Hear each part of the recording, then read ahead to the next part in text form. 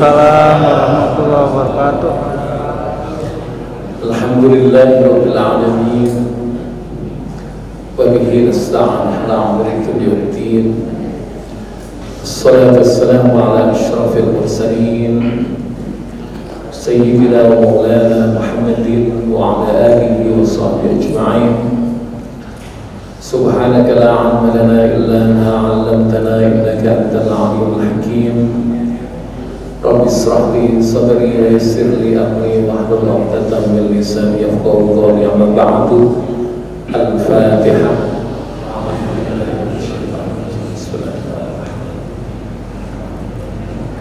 Iyyaka na'budu wa iyyaka nasta'in. Shiratal mustaqim, shiratal ladzina an'amta 'alaihim ghairil maghdubi 'alaihim waladdallin. Bapak Ibu hadirin hadirat sekalian, khusus pada pengurus Masjid Jami Al-Barakah Syafi'iyah yang mudah-mudahan semuanya dimuliakan oleh Allah Subhanahu wa taala. Alhamdulillah, syukurillah, kita bersyukur pada Allah atas rahmat-Nya. Allah berkenan mengizinkan kepada kita sekalian pada saat ini untuk hadir di majelis ini dalam rangka beribadah dan mencari ridha Allah. Mudah-mudahan sekalian kita yang hadir di majelis ini dimuliakan oleh Allah Subhanahu wa taala. Salam dan salam yang senantiasa dilimpahkan kepada junjungan kita Nabi Muhammad sallallahu alaihi wasallam, keluarganya, sahabatnya dan berikutnya yang bersama. Saudara sekalian, saat ini kita berada di hari ke-21 ya. Ke-1 atau ke-2?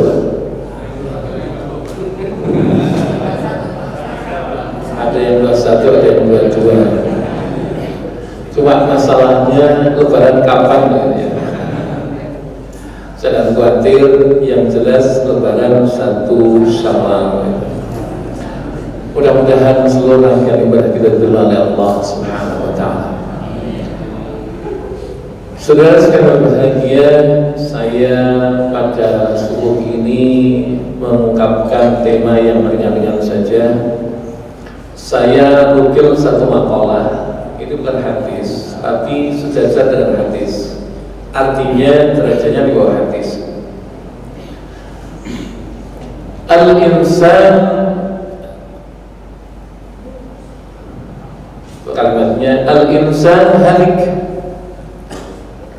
atau innal insan halik illa al-mu'minun wal mu'minuna halka illa 'alimun wal 'alimun halka illa al-'amilun wal 'alimuna halka illa al-mukhlisun. Sesungguhnya manusia itu halik, binasa, illa al-mu'minun, kecuali orang yang beriman, wal mu'minuna halka illa 'alimun, dan orang yang beriman pun akan binasa kecuali mereka orang yang berilmu. Wal 'alimun halka illa 'amilun, dan orang yang berilmu akan juga binasa kecuali orang-orang yang mengamalkan ilmunya.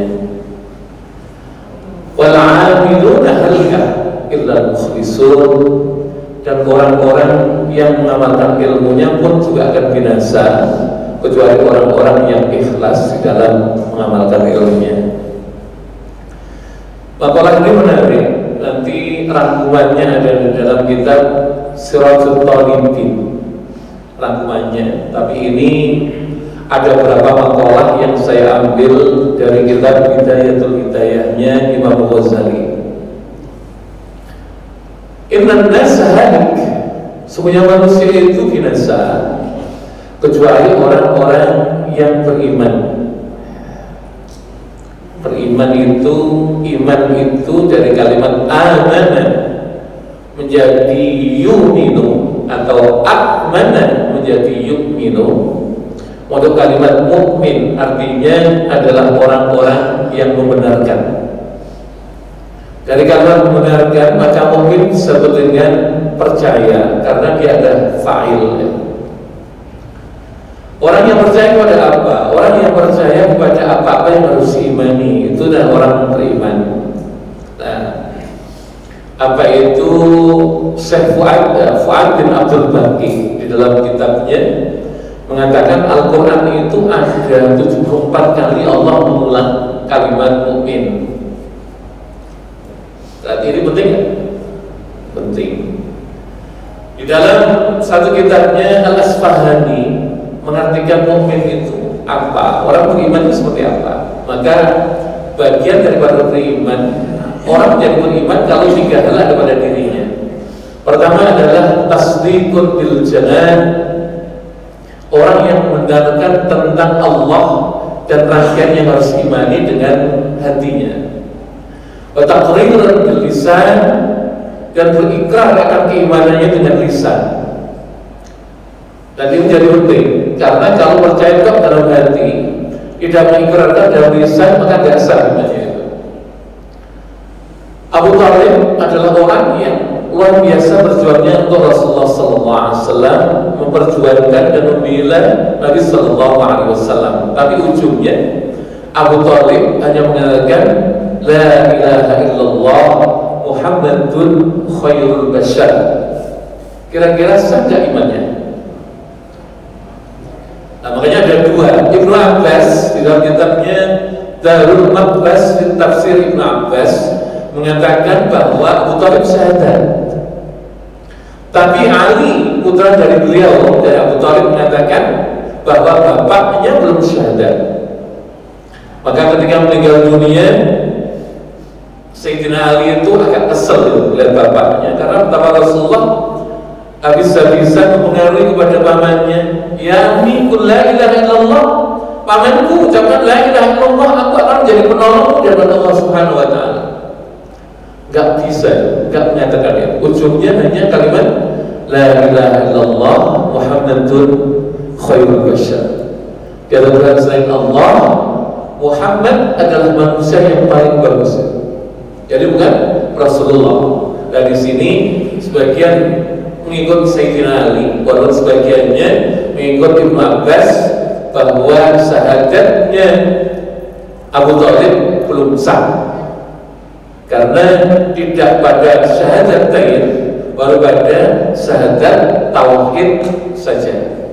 Ya. Maka ikrar itu menjadi penting. Cuma yang ketiga yang lebih penting daripada itu adalah watafa'atun bil arkan. Iman adalah menjalankan apa yang diimani dan apa yang diikrarkan itu dengan perbuatan.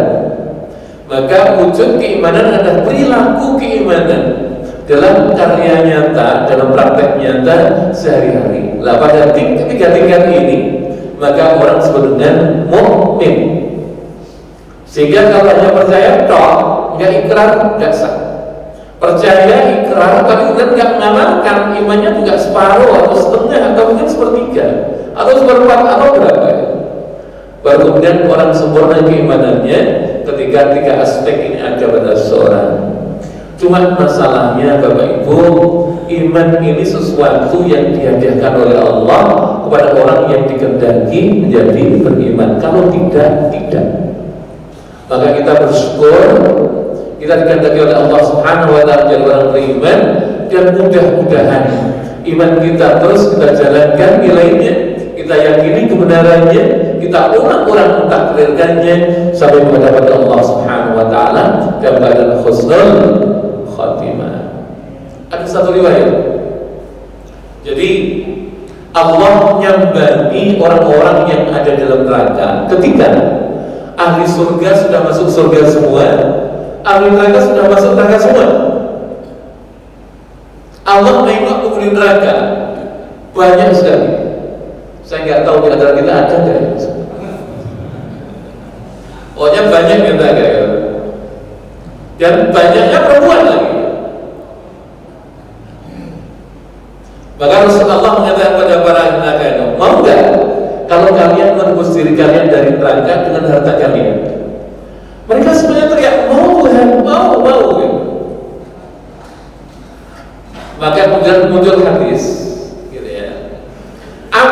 apabila mereka memiliki kekayaan sepenuh bumi, nggak tanggung-tanggung, sepenuh bumi itu berapa? Saya nggak bisa hitung. Dan sepenuh bumi yang lain untuk menebus dirinya dari neraka, la tuqbila minhu, tidak diterima tebusan daripadanya. Nah ini, makanya alhamdulillah kita tanpa membayar, tanpa apa, kita menjadi orang beriman, dan ini ada keuntungan yang luar biasa. Tinggal bagaimana kita menjaga, memelihara, merawat iman ini sampai akhirnya ujungnya kita menghadap pada Allah Subhanahu wa taala dalam keadaan beriman. Penting ya?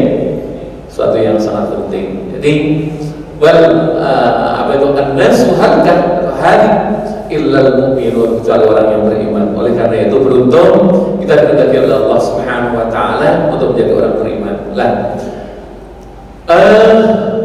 gimana cara untuk menjaga iman itu? Ini menjadi penting.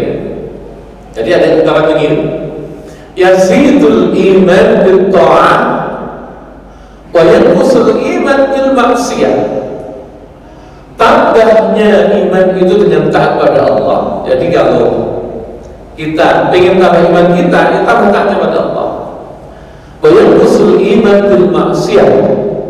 Dan kemudian apa itu berkurangnya iman itu karena maksiat pada Allah Subhanahu wa taala. Lah, apa itu disinilah kemudian kita penting senantiasa minta hidayah pada Allah. Maka kenapa kita diperintahkan oleh Allah untuk mengucapkan ihdinas siratal mustaqim? Berapa kali kita mengucapkan itu semalam? Kali ini kan 17 kali ya. Ihdinas siratal mustaqim. Menurut Syekh Yusuf Ali, ini ahli tafsir dan Azhar, menafsiri kalimat ihdinas siratal mustaqim di sini, orang diperintahkan oleh Allah Subhanahu wa taala untuk senantiasa minta hidayah pada Allah Subhanahu wa taala, untuk senantiasa minta hidayah pada Allah dan minta pada Allah Subhanahu wa taala agar dia berjalan di bawah bayangan hidayah. Minta hidayah pada Allah selalu always, dan berjalan di bawah bayangan hidayah itu selalu juga. Kenapa seperti itu? Karena dalam kehidupan dunia ini, kehidupan ini, apalagi pada orang-orang modern kayak kita ini orang modern gue. Modern atau setengah modern? Kalau dalam bahasa sosiologi, ini ada orang namanya primitif, tentu bukan kita. Ada yang tradisional di atas primitif ini. Kemudian ada namanya urban. Urban itu orang dari kampung sana, dari Kediri sana, pindah ke Bekasi, itu urban. Kayak saya. Ada orang modern di atas itu, kemudian ada orang postmodern. Lah orang-orang modern itu adalah orang yang segalanya menggunakan takaran akal, itu adalah orang modern. Tapi orang postmodern yang sudah tidak butuh apa-apa, orang postmodern, saking kayanya, gitu ya, atau saking pinternya dan kayanya, maka nggak butuh apa-apa lagi, postmodern. Nah kita wallahu a'lam orang urban atau orang modern, wallahu a'lam. Urban saja, urban saja, turun jadi jadi modern ke urban. Jadi orang modern itu hidup dengan bias modern atau dampak modernitas, namanya seperti itu ya. Itu banyak sekali kabur yang akan menghalangi dia, atau banyak polusi yang akan menghalangi hatinya dari mendapatkan hidayah dari Allah Subhanahu wa taala. Perhatikan ya. Kenapa seperti itu? Imam Ghazali mengatakan dari jauh-jauh dalam kitabnya Mukasyafatul Qulub. Jadi kalau ngaji itu kan harus pakai kitab ya. Nah, ini nggak pakai kitab, tapi referensinya jelas. Dalam kitab Mukasyafatul Qulub ada 3 yang bisa menghalangi manusia dari mendapatkan hidayah dari Allah. Ada yang menghalangi hati manusia dari mendapatkan hidayah dari Allah Subhanahu wa taala. Apa pertama? Pertama itu dosa. Dosa itu akan menjadi kabut penghalang bagi sampainya hidayah pada manusia. Kenapa seperti itu? Nah ini hadis sekarang. Jadi Rasulullah pernah bersabda, Dalam satu riwayat hadisnya adalah idza adnaba dzamban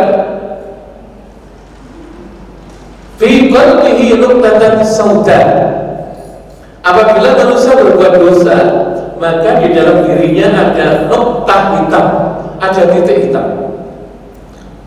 Kalau kemudian terus berdosa, maka kemudian banyak titik-titik itu. Kalau kemudian titik itu banyak, maka kemudian hati itu kan al-qalb kal-mir'ah, hati itu kayak cermin. Maka wanita itu kenapa disebut mar'ah? Wanita disebut mar'ah. Kenapa? Karena wanita itu sukanya bercermin.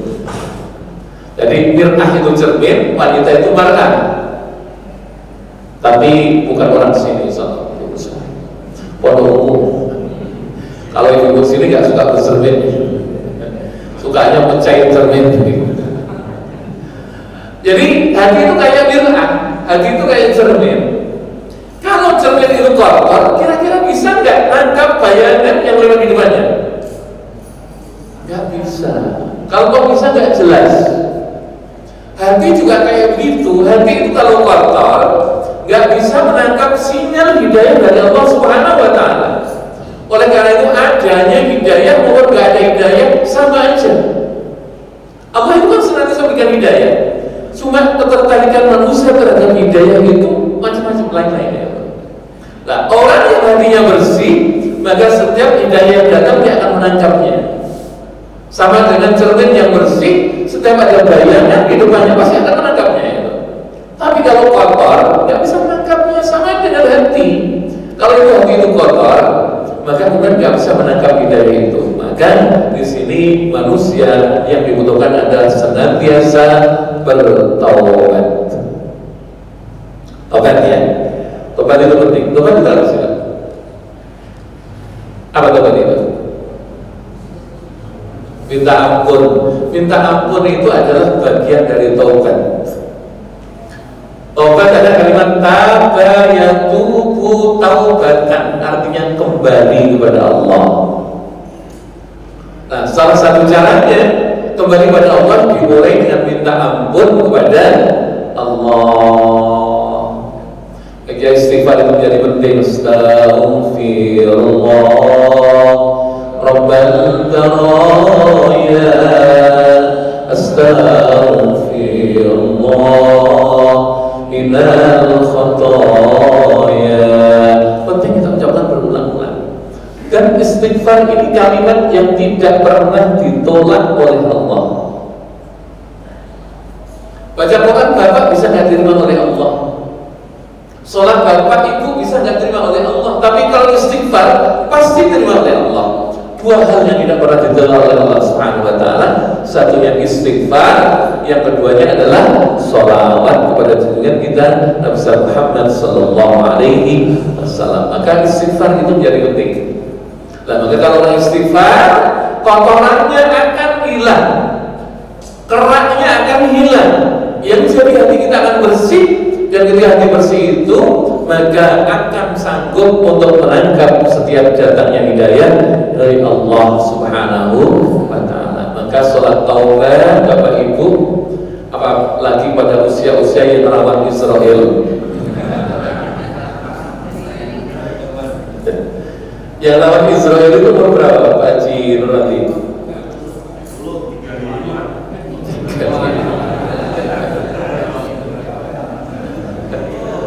Gak ada orang yang aman dari malaikat Israel. Gak ada. Seberapa umurnya ini ya?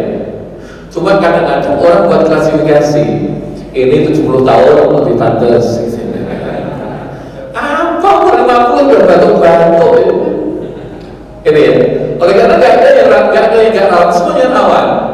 Oleh karena itu, apa itu istighfar adalah keniscayaan. Sholat taubat adalah keniscayaan bagi kita sekalian. Dan sholat taubat paling nggak sehari itu ya sekali sholat taubat, minta ampun kepada Allah Subhanahu Wa Taala, seperti itu. Nah, inilah yang kemudian akan membersihkan kolom manusia sehingga manusia mudah untuk menangkap hidayah dari Allah Subhanahu Wa Taala. Yang pertama. Yang kedua, terhalangnya hati untuk mendapatkan hidayah dari Allah, atau yang menjadi kabur atas mendapatkan hidayah dari Allah Subhanahu wa Ta'ala adalah karena salahnya orang mengidolakan sesuatu. Dulu orang kafir itu menjadikan patung-patung itu sebagai tawassul, sebagai bahan untuk tawassul, itu wasilah. Tapi ujungnya mereka, gitu ya. Jadi kalau orang jahiliyah dulu itu kan masih keturunan daripada apa itu Ismail alaihissalam. Jadi patung-patung dijadikan sebagai tawassul kepada Allah Subhanahu wa Ta'ala. Tapi ujungnya mereka menyembah kepada patung. Maka kemudian diadakan kejahilian itu karena itu tadi masalahnya. Jadi bukan menyembah kepada Allah, menyembah kepada patung. Nah ini mereka mengidolakan patung luar biasa. Jadi patung-patung itu, nama-nama patung itu adalah orang-orang mulia. Jadi kalau orang mulia nanti, maka dibuat patungnya. Nah patungnya asalnya dibuat untuk tawassul, tapi juga disembah. Nah sekarang, konon sekarang itu banyak orang mengidolakan sesuatu yang salah kaprah. Nah yang lazim diidolakan orang itu ada 3 nih, orang modern. Ini modernnya. Apa itu? Harta. Boleh nggak sama harta? Boleh. Cuman kalau sampai menghambakan diri pada harta, inilah memberhalakan harta. Menghalalkan segala cara untuk mendapatkan harta ini adalah memberhalakan pada harta. Ada nggak? Sekarang ada nggak seperti itu? Ada ya? Ada di sini ya? Nggak ada. Jadi untuk mendapatkan harta udah gak peduli babi ngepet, nyumpat dari pesugihan, miara kuyul, macam-macam korupsi dan sebagainya. Ini memberhalakan harta, udah salah kaprah ya. Kalau sudah seperti itu, maka dia tersesat dari kebenaran, susah mendapatkan hidayah dari Allah Subhanahu wa Ta'ala. Apa yang ingin diberhalakan orang sekarang itu?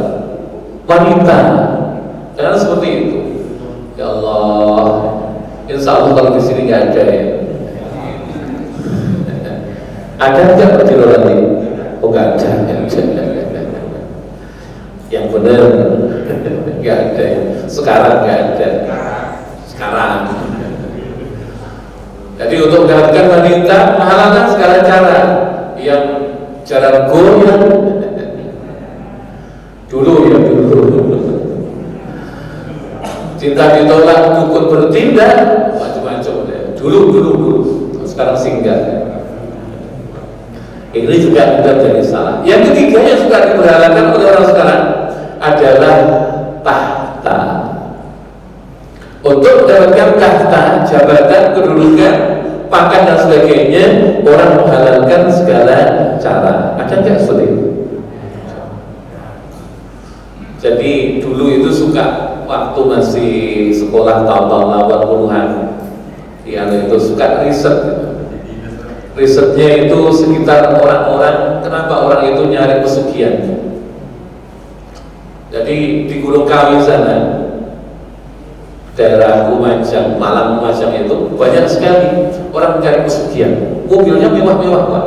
Rata-rata plat nomornya B. Saya nggak tahu orang kampung 2 ada nggak di sana. Akhirnya demi mendapatkan semuanya itu ya Allah ya Rabbi. Tanya kenapa? Sebentar lagi pemilihan umum Pak, sebentar lagi pergantian menteri. Insya Allah kalau sudah saya kemudian masih kantor jadi pejabat kayak gitu. Ya Allah, rakah itu. Lah 3 hal inilah yang 2 hal pokok inilah yang kemudian menjadikan orang yang apa itu tersekat hatinya dari hidayah. Yang ketiga, yang menjadikan orang tersekat dari hidayah adalah posisi hatinya berada di arah terbalik dengan datangnya hidayah. Cuma yang khusus ini adalah orang-orang kafir. Jadi orang kafir itu kenapa menolak hidayah? Karena posisi kolomnya berada di arah terbalik dari datangnya hidayah. Ini dimaksudkan Allah Subhanahu wa Ta'ala, khatamallahu ala qulubihim wa ala sam'ihim wa ala absarihim ghishawah wa lahum 'adzabun 'adzim. Allah menutup hatinya, kunci hatinya dengan kunci mati. Wa ala sam'ihim, atas pendengarannya, wa ala absarihim, atas penglihatannya, isyawah dengan kunci yang mati. Walahum adzabun azim, baginya adalah siksa yang pedih. Lah, orang kafir itu bentuknya adalah orang-orang yang menolak keberadaan Tuhan, atau orang-orang yang menolak eksistensi Tuhan. Karena manusia seperti itu. Nah, orang kayak begini nggak dapat hidayah dari Allah Subhanahu Wa Taala, dan ujungnya adalah mendapatkan siksa yang pedih. Nah, maka dalam rangka memperbaiki iman kita, menjaga iman itu, Sayyid Hussein Nasr dalam satu kitabnya menyatakan bahwa orang perlu memperbaiki alaqah. Alaqah itu tali yang mengikat dirinya dengan Allah Subhanahu Wa Taala. Apa itu? Adalah banyak-banyaknya zikir kepada Allah dan banyak-banyaknya ibadah kepada Allah Subhanahu Wa Taala. Orang yang banyak ibadah kepada Allah, talinya yang menghubungkan dia dengan Allah akan kuat dan akan bagus. Orang yang banyak zikir kepada Allah Subhanahu Wa Taala, sender itu apa? Kalau sinyal, ya sinyal itu sender ya. Sinyal dari Allah Subhanahu Wa Taala akan gampang diterima. Dan ketika itu orang terbimbing pada jalan hidayah dari Allah Subhanahu Wa Taala. Nah, ini orang beriman, orang yang beruntung. Cuma masalahnya, wal mu'minuna halkah illa 'alimun. Orang yang beriman juga bisa binasa kecuali orang-orang yang banyak tahu tentang ilmu. Orang banyak tahu tentang ilmu itu orang alim.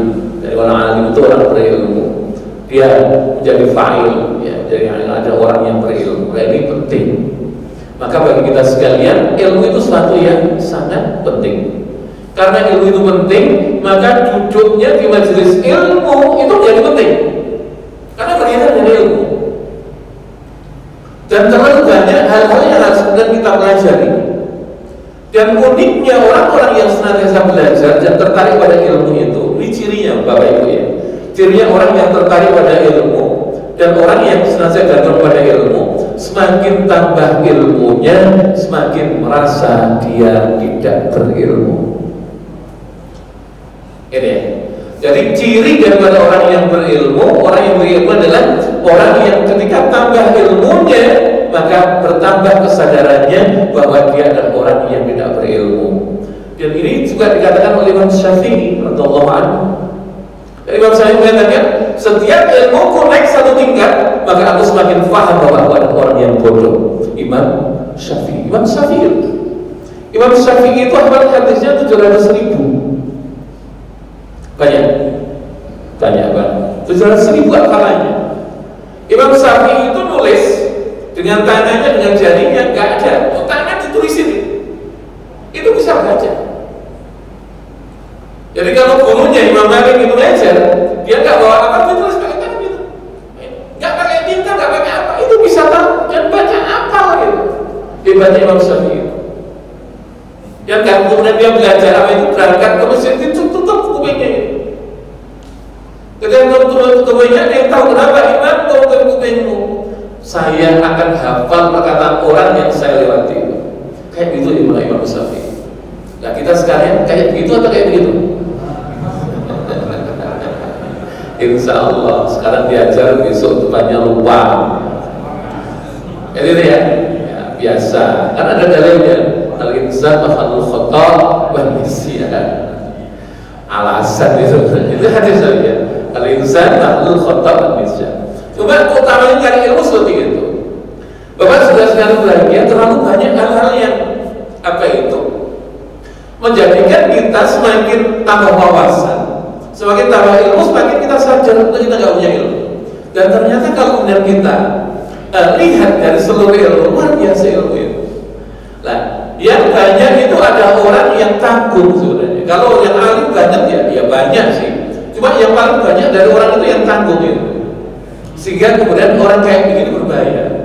Jadi kebenaran yang kemudian dianggap satu-satunya kebenaran ini bisa jadi karena pengetahuan orang tentang kebenaran itu masih ringan.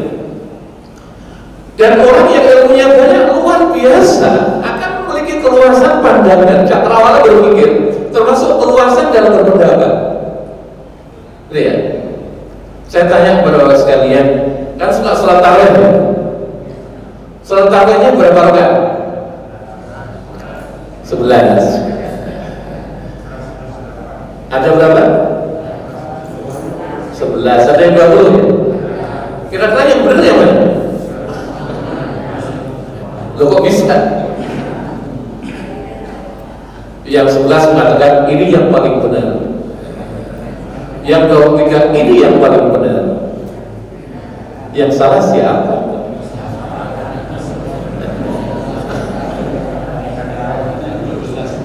Witirnya berapa rakaat? 3 rakaat itu berapa kali salah? 1 kali ya.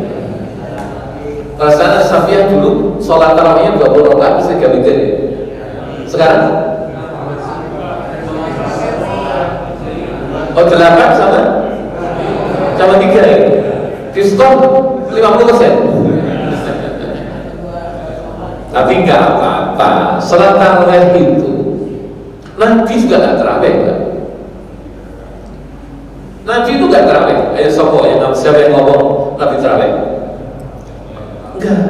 Nabi hanya qiyamul lail atau qiyami Ramadan. Rakaatnya berapa? Terserah. Bahasa katanya tidak ada satu pun hadis sahih yang menetapkan bilangan sholat tarawih harus berapa. Mau 10 rakaat boleh, mau 20 rakaat boleh, mau 40 rakaat boleh, mau 2 rakaat juga boleh, mau 6 rakaat boleh. Cuma witirnya harus 1 atau 3 atau 5 atau 7 atau 9 atau 11, nggak boleh lebih dari itu. Gitu ya. Jadi seperti itulah tentuannya. Oleh karena kita nggak usah salah-salahan.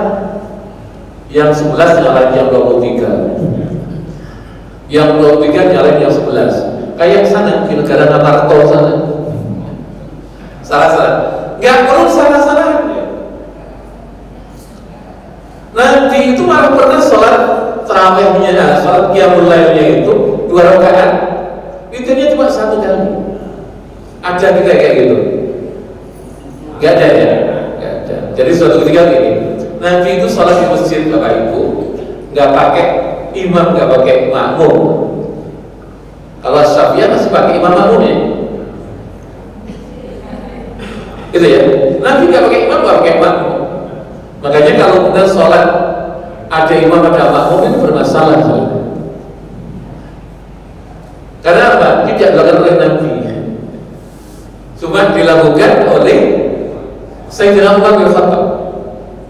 Jadi Umar bin Khattab kemudian menyuruh kepada sahabat Ubay bin Ka'ab itu untuk mengimami sholat tarawih. Nah, ini baru kemudian ada terminologi atau istilah usalli sunnatat tarawih di sini pada masa Umar bin Khattab. Tapi jangan diadu ikut Rasulullah atau Umar bin Khattab, jangan. Nanti salah kaprah ya.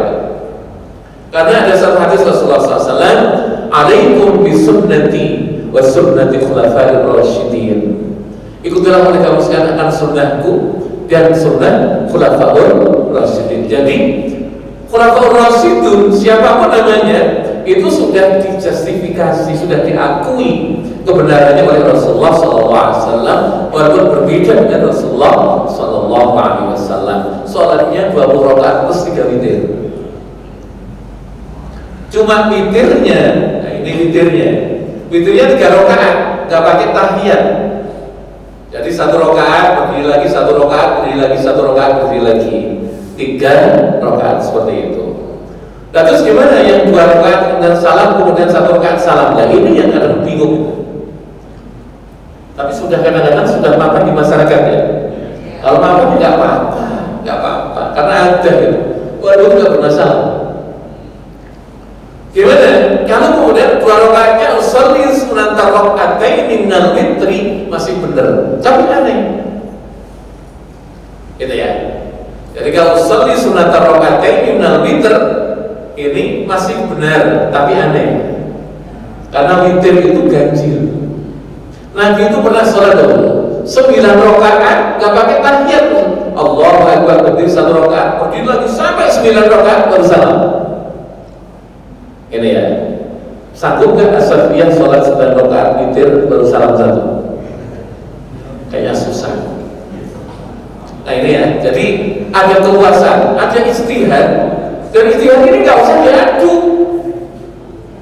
Istihad itu adalah apa itu pengambilan hukum, di atasnya istimbat ya, pengambilan apa itu hukum dari orang-orang yang memiliki kapasitas untuk mengambil hukum. Sekelas Imam Bukhari saja nggak berani istihad.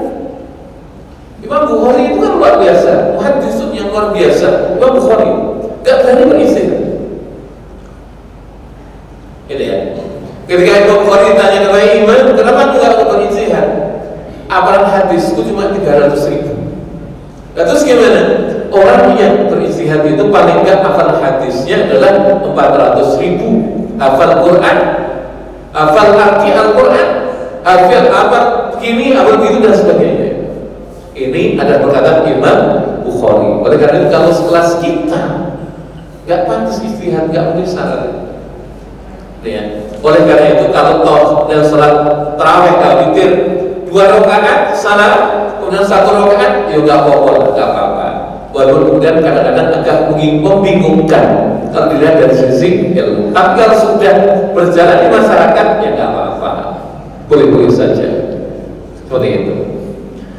Suatu ketika ada seorang sahabat namanya Hudzaifah bin Al-Yaman. Ini anak muda. Anak muda itu kan suka iseng gitu, suka gelodok gitu. Rasulullah itu tidak sholat di masjid, sholatnya di rumah. Maka anak muda ini kata Rasulullah itu ngapain aja orang pada di masjid atau enggak di masjid. Maka kemudian ngintip masuk ke dalam. Ternyata Rasulullah lagi sholat. Lalu Hudzaifah sholat di belakangnya. Nah, pada rakaat pertama ketika Rasulullah habis baca Fatihah, baca surat Bismillahirrahmanirrahim, Alif Lam Mim, Dzalikal kitabu la raiba fihi, hudan lil muttaqin. Terus Hudzaifah menganggap paling banter juga 50 ayat. Terus Hudzaifah melonggarkan pendapat yang paling banter juga 100 ayat. Terus lagi sampai kalimat wa'fu 'anna waghfir lana warhamna anta maulana fansurna 'alal qaumil kafirin. Surat Al-Baqarah kelar 1 rakaat. Rukuknya sepanjang baca surat Al-Baqarah, sujudnya baca surat sepanjang surat Al-Baqarah. Bangun kedua setelah baca Fatihah, maka baca surat Al-Imran sampai kelar. Kalau di As-Safiyah kayak begitu, kira-kira ada yang sholat enggak? Pasti kalau nggak sholat nggak pakai. Ini ya, ini adalah Rasulullah Sallallahu Alaihi Wasallam. Oleh karena saya katakan bahwa apa itu dalam masalah sholat sunnah ini, tiap Ramadan ini, mau berapa pun kemudian tidak ada batasannya. Kami pernah ada praktekkan Pak. Jadi di Madinah itu sholatnya 36 rakaat. Ketika itu ya, pesannya apa? Jadi orang Mekah itu dulu kalau sholat 4 rakaat itu langsung selesai, tawaf 7 kali putaran. 4 rakaat selesai lagi, tawaf lagi 7 kali putaran. Jadi sampai dengan selesai itu tawaf sebanyak 4 kali. 7 kali putaran. Putri Ka'bah 7 kali, lama juga. Ada setengah jam aja kayaknya kalau muterin. Sekitar itu deh. Apalagi kalau produk ya. Kalau Nabi, wah, malah saya pernah muter itu di atas, nggak sampai selesai di lantai atas itu 1 jam. Wah, ini kacau ini perlu kopi. Orang pada istirahat, kita kopi dulu. Pada waktu tawaf ifadah, kayak begitu itu. Ini, lagi Madinah berpikir begini. Kalau di Mekah ada Ka'bah, orang sholat harus selesai sholat bisa tawaf. Madinah nggak ada Ka'bah. Maka ketika itu ulama berijtihad.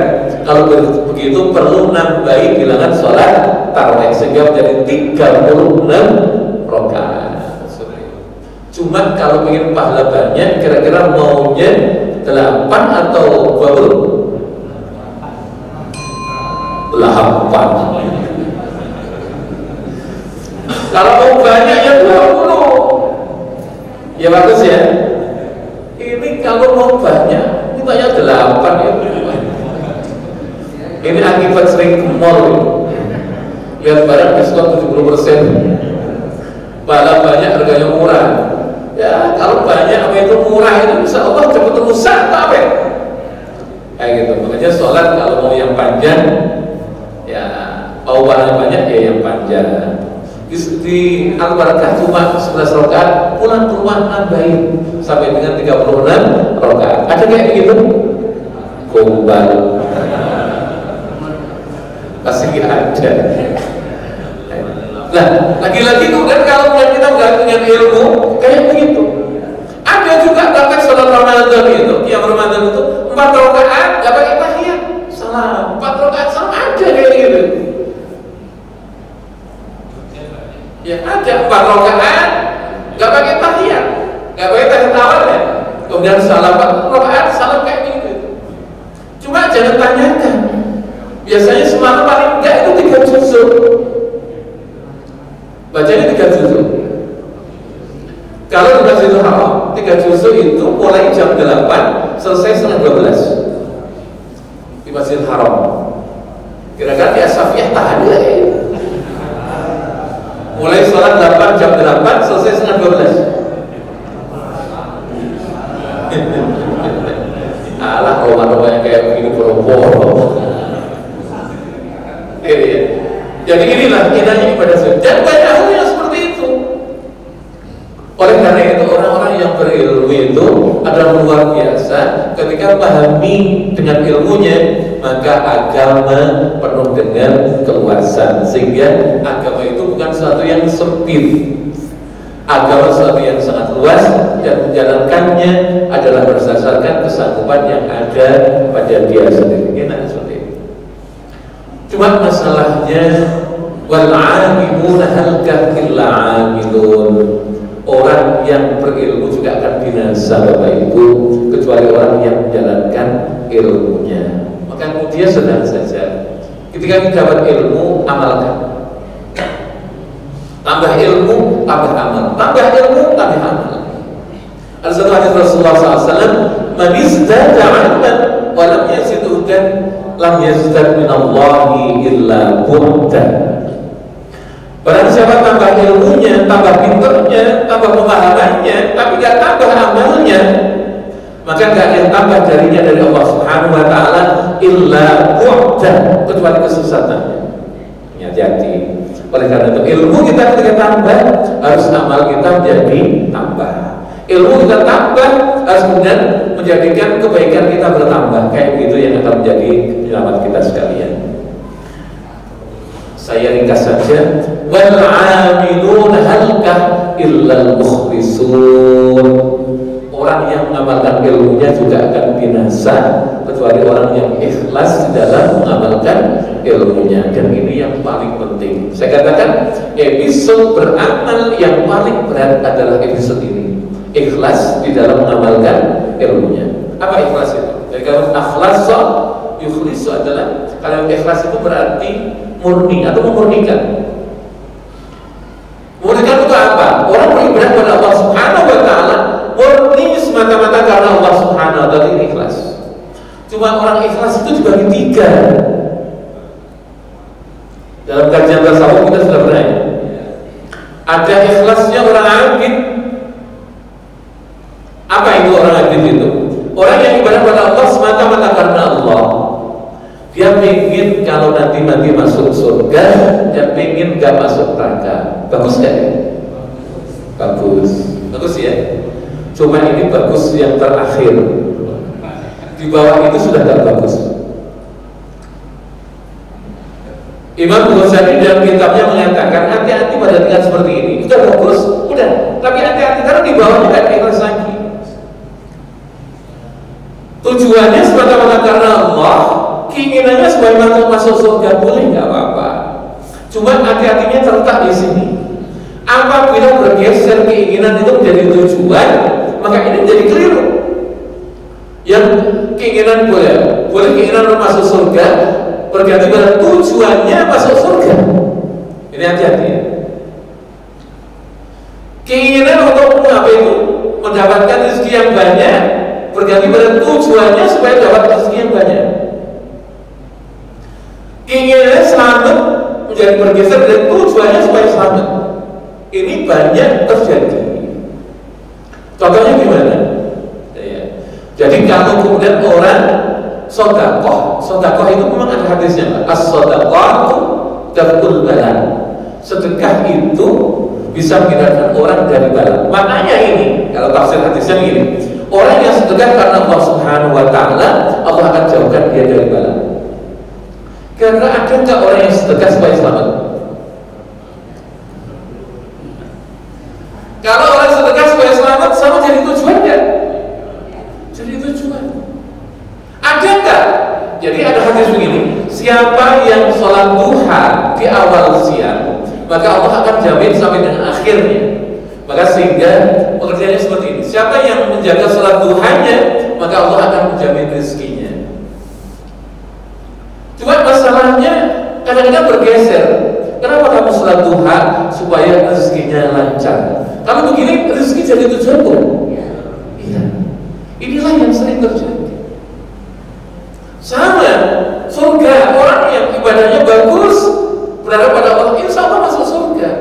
Tapi keinginan masuk surga itu sah-sah saja. Tapi kalau sudah menjadi tujuan, kenapa kamu sholat? Supaya masuk surga. Bisa jadi surga menjadi tujuan. Kalau surga menjadi tujuan, Allahnya akan ditinggalkan.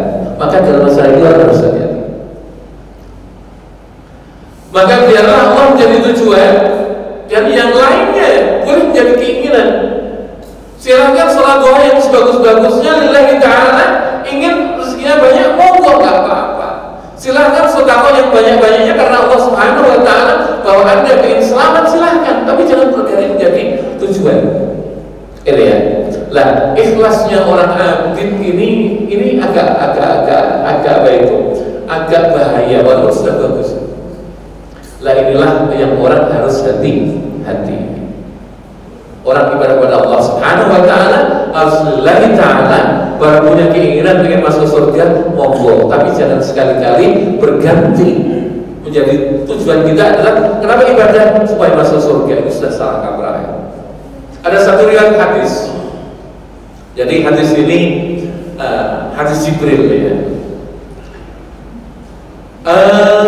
Ada orang yang ibadah pada Allah Subhanahu Wa Taala itu terjadi pada masa fatrah.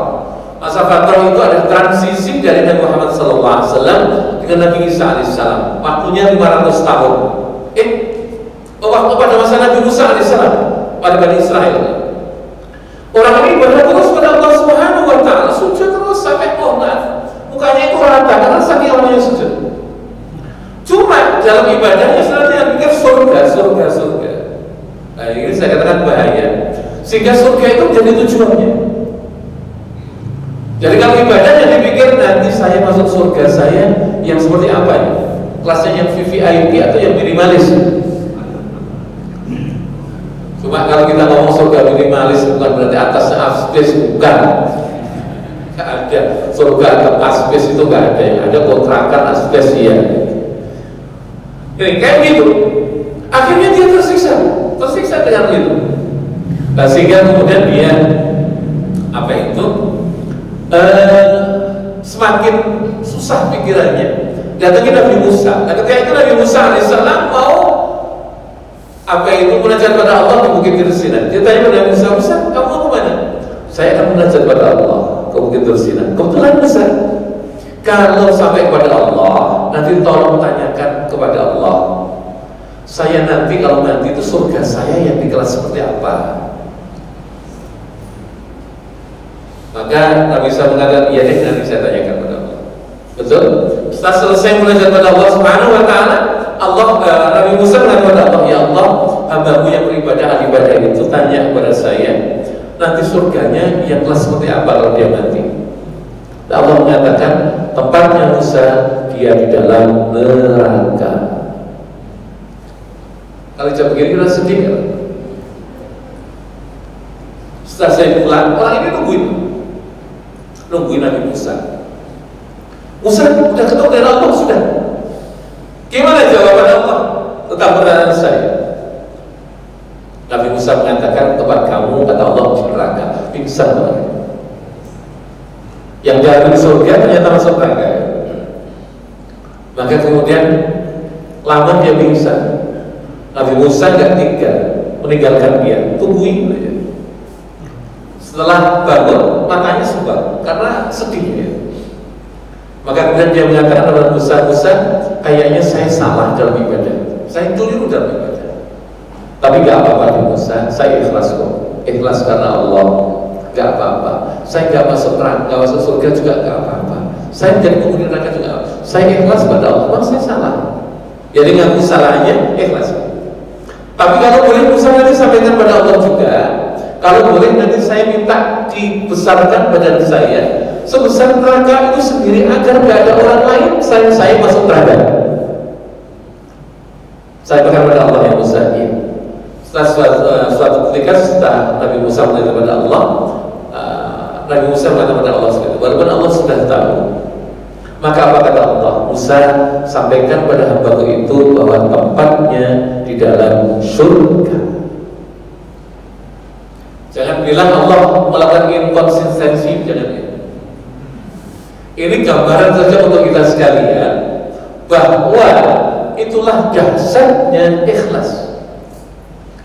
Oleh karena itu sebanyak apapun, sekecil apapun dari amal kita yang kita bisa lakukan, maka harus dimulai dengan ikhlas semata-mata karena Allah Subhanahu wa Ta'ala. Hadis yang lain ini di dalam kitab apa itu Bidayatul Hidayah, Imam Ghazali meriwayatkan satu hadis. Hadis ini kata guru saya derajatnya sahih. Apa itu hadisnya? Jadi nanti dia ketika dari kiamat nanti akan dihadapkan oleh Allah kepada Allah 3 orang. Orang ini adalah orang yang dermawan. Yang kedua adalah orang yang mujahid, pejuang. Yang ketiga adalah orang yang alim. 3 orang. Yang orang yang apa itu dermawan, yang senantiasa nyantuni yatim piatu, fakir miskin, bangun sarana umum, bangun masjid dan sebagainya dan sebagainya. Nah, Allah yang tahu hati manusia. Ketika memanggil, orang yang dermawan, ya Tuhanku, aku adalah orang yang dermawan. Aku santuni fakir miskin, aku sayangi anak yatim, aku bangun sarana umum, aku sumbang masjid, musola dan sebagainya. Allah yang tahu hati manusia mengatakan, bohong kamu bangun masjid, kamu nyantunin anak yatim, mengasih fakir miskin, kamu hanya ingin disebut oleh orang banyak bahwa kamu adalah seorang yang pemurah, yang dermawan. Yang kedua, menurut Allah, orang yang mujahid, berjuang, bukan jihad. Wahai seorang gagah perkasa, gagah berani, ya Tuhanku, aku adalah orang yang gagah perkasa. Aku bela yang benar, aku perangi yang salah, aku tegakkan yang ma'ruf, aku perangi yang mungkar, sampai kemudian aku meninggal dalam kamu menegakkan agamamu. Allah Subhanahu wa Ta'ala yang tahu tentang hati manusia mengatakan padanya, bohong kamu berjuang, kamu berperang, kamu berjihad, kamu hanya ingin disebut oleh orang banyak bahwa kamu adalah seorang gagah perkasa. Kamu ingin disebut oleh orang banyak bahwa kamu adalah seorang pemberani. Yang ketiga adalah Allah Subhanahu wa Ta'ala adalah seorang yang alim. Panggil, wahai orang yang alim, ya benar Tuhanku, aku adalah seorang yang alim. Aku ajarkan agamamu pada hamba-Mu sehingga mereka banyak tahu tentang hukummu. Aku kalau bahasa sekarang berceramah ke sini, ngajar ke situ dan sebagainya agar agamamu tersebar ya. Allah yang tahu hati manusia mengatakan padanya, bohong kamu. Kamu mengajar, kamu berceramah, kamu berfatwa, kamu menyampaikan kebenaran, Ini bahasa kita khulasah. Kamu hanya ingin disebut orang-orang banyak, kamu itu ustaz, kamu itu kiai, kamu itu engineer, kamu itu orang alim.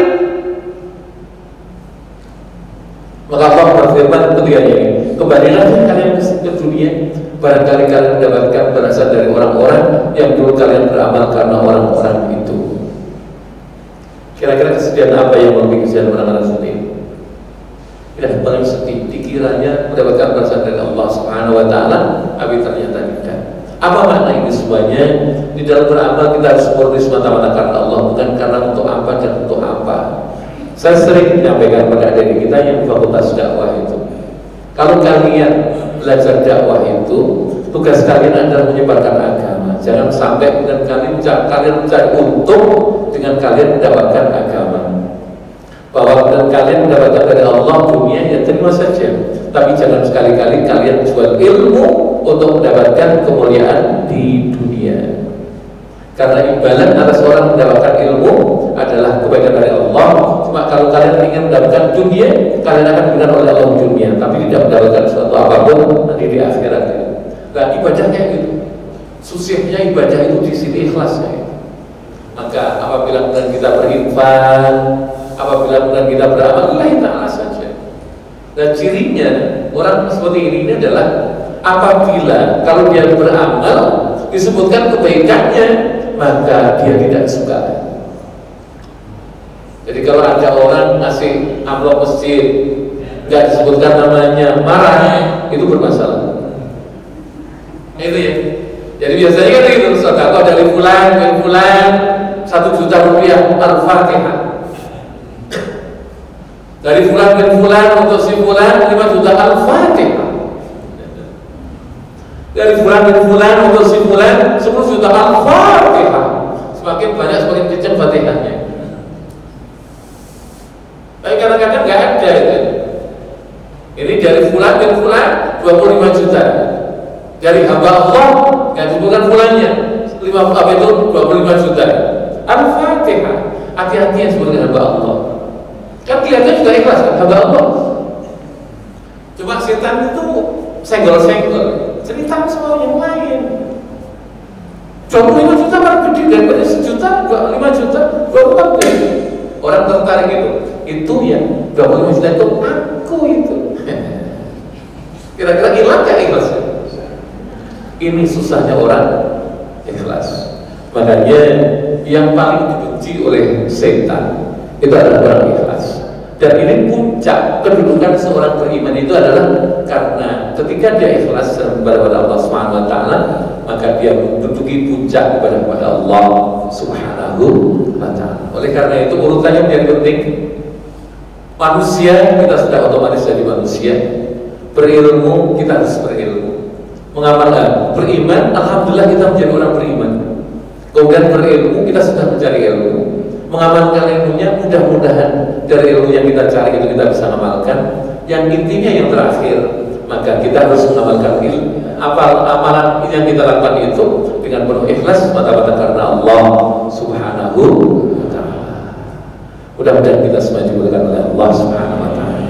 Enggak ada tanya jawab. Ini saja untuk tombol ingin, tombol kangen. InsyaAllah ketemu di lain kesempatan. Adanallahu wa iyyakum ajma'in wa lakum minkum al-Fatihah. A'udzubillahi minasyaitonir rajim. Bismillahirrahmanirrahim. Alhamdulillahirabbil alamin arrahim maliki yaumiddin. Iyyaka na'budu wa iyyaka nasta'in. Shiratal mustaqim. Shiratal ladzina an'amta 'alaihim ghairil maghdubi 'alaihim waladdallin. Allahumma shalli 'ala sayyidina Muhammad wa 'ala sayyidina Muhammad. Alhamdulillahirabbil alamin hamdan yuwaffi ni'amahu wa yukafi masidah. Ya rabbana lakal hamdu kama yanbaghi li jalali wajhika wa li'azimi sultanik. Allahumma ighfir lana wa liwalidina warhamhum kama rabbawna shighara. Allahumma anfa'na fima 'allamtana wa 'allimna 'ilman yanfa'una wa rzuqna 'ilman la yanfa'una. Allahumma ij'al jam'ana hadha jam'an marhuma wa idza tafarraqna min ba'di tafarruqan ma'suman. Rabbana atina fid dunya hasanah wa fil akhirati hasanah wa qina 'adzabannar. Sallallahu alaihi Muhammad wa alihi wasallam. Walhamdulillahirabbil alamin. Kita tutup dengan bacaan majelis. Subhanakallahumma wa bihamdika asyhadu an la ilaha illa anta astaghfiruka wa atubu ilaik. minkum. Assalamualaikum warahmatullahi wabarakatuh.